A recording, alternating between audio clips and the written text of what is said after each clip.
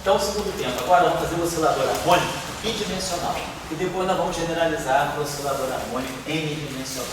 Então, o oscilador harmônico bidimensional isotrópico, como vocês estão observando, aqui vai ter a componente x no momento. E aqui vai ter a componente y no momento. Então, vê se vocês seguem o que eu estou falando aqui. Vamos fazer o seguinte. Então, nós vamos ter a componente x e a componente, eu vou ter px ao quadrado, vamos escrever isso aqui então desse modo. 1 meio,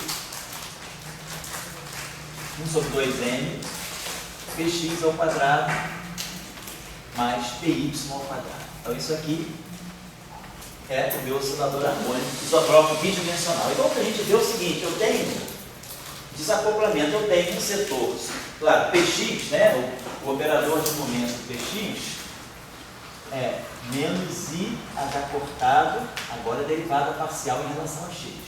E o operador e a componente py é menos i h cortado e derivada parcial em relação a y. Então, nós podemos separar um problema em x e um problema em y. São dois, então, é como se fossem dois osciladores desacoplados, um ao longo de x e um ao longo de y.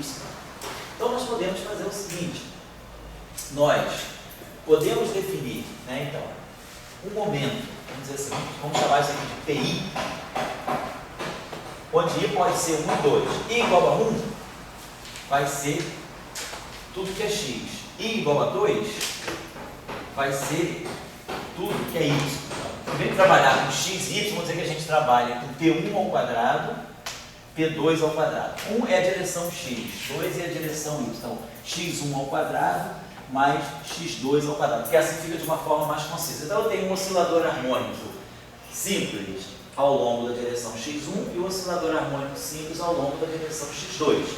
Então, como ele é isotrópico, quando cai o lembro são mesmo, eu posso fazer a mesma história. Eu posso pegar o P1 e separar o P1 e o P2. Aí, tudo que eu fizer para o P1 e para o x1, eu faço para o P2 e para o x2.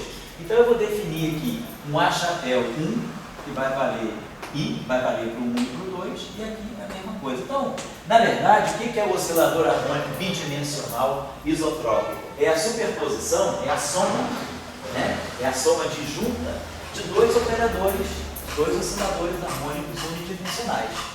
Então, eu teria esse setor aqui.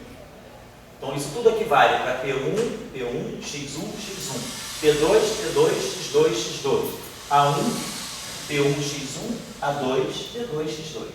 Então, agora, tudo que é X comuta com Y. A gente sabe lá da nossa álgebra de momento, de operadores de posição e momento da mecânica quântica, a gente sabe que XI PJ é menos IH cortado delta J. Ou seja, o X de uma direção com o P da outra direção, eles comutam, porque isso aqui é zero. O X só não comuta com o P se eles forem na mesma direção, ou seja, X1 com P1 e X2 com P2. Então, quando eu for calcular a relação de comutação aqui, se eu colocar aqui um AI e colocar aqui um AJ, isso aqui vai dar um delta de J. É fácil, imediato vocês verem que o A1 com o A2 chapéu, comutador dá zero. O A2 com o A1 chapéu dá zero. Então, desses operadores aqui, vocês podem imediatamente mostrar as seguintes relações. O AI chapéu com o AJ chapéu dá zero, mesmo que o I seja igual a J. A mesma coisa vai acontecer com o AI chapéu d'águia e o AJ chapéu d'águia. Esse também dá zero. A única coisa que não vai dar zero, se vocês quiserem verificar, é o AI chapéu com o AJ chapéu d'águia. Esse objeto aqui vai dar delta e J. Vai dar 1 quando I for igual a J e vai dar 0 quando I for diferente disso. Então, isso aqui é o que nós chamamos de relações de comutação canônicas para esses operadores. Então, o problema é simplesmente a soma de dois osciladores. Eu posso escrever isso aqui assim, ó, vai dar H cortado ômega. Aí, quando eu fizer esse cálculo para o A1, vai aparecer A1 mais o meio. E na outra parte, que é a parte do y, vai aparecer o A2 mais outro meio. Então, quando eu superpuser, quando eu somar, né, esses dois resultados, eu vou pegar tudo que é o oscilador harmônico x1. Vai ficar A1 Dagger, A1 mais um meio.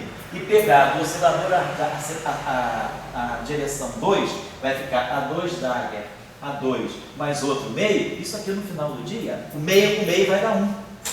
Então isso aqui vai dar para nós aqui 1. E aqui, aí.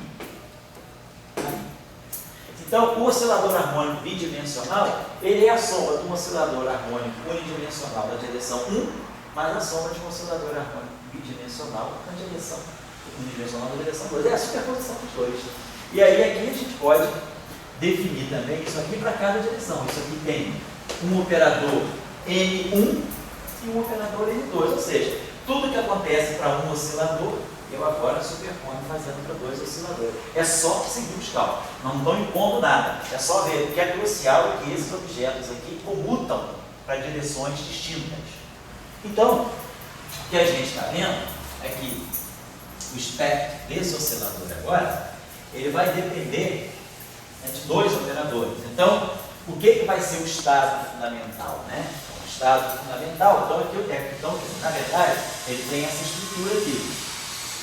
H vai ser H cortado ômega, então nós vamos ter aqui, é como se eu tivesse assim, ó, A1 chapéu Dagger, A1, tudo na direção X, mais A2 chapéu Dagger, A2, tudo na direção Y, mais 1. Então a mesma história, esse cara aqui, o mínimo dele, isso aqui é um operador não negativo definido, então o mínimo dele é quando isso aqui for zero, e quando isso aqui for zero, isso aqui for zero, então a energia do estado fundamental é quando isso aqui zerar e quando aquele ali zerar. Então vai ser H cortado ômega, essa é a energia do estado fundamental. E quem vai ser o estado fundamental? O estado fundamental vai ter que satisfazer essa condição aqui, ó. A1 chapéu psi 0 de xy igual a 0 e o A2 chapéu psi 0 de xy, a mesma história, só que agora ele vai ter que zerar para cada direção.